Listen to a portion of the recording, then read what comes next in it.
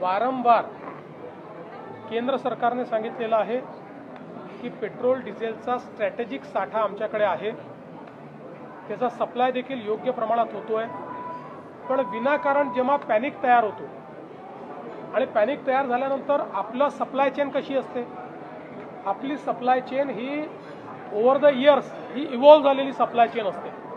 त्यामुळे एखाद्या पेट्रोल पंपावर किंवा एखाद्या एरियात एखाद्या तालुक्यात वर्षानुवर्ष महिन्याला किती पेट्रोल लागतं, दिवसाला किती पेट्रोल लागतं, याच्या आधारावर सप्लाय चेन तयार झाली असते। आणि मग अचानक जेव्हा अफवांवर आधारित लोक जास्त पेट्रोल भरणं सुरू करतात त्यावेळी ती सप्लाय चेन डिस्टर्ब होते। याचा अर्थ साठा कमी असं नाही आहे, तर अशा प्रकारच्या पॅनिकने उदाहरणादाखल आपल्याला माहिती आहे की एखाद्या बँकेमध्ये जर लोकांनी एकाच दिवशी पैसे काढणं सुरू केलं तर ती बँक पैसे देऊ शकत नाही, कारण त्यांचे पैसे डिप्लॉयड असतात। तशीच परिस्थिती आहे।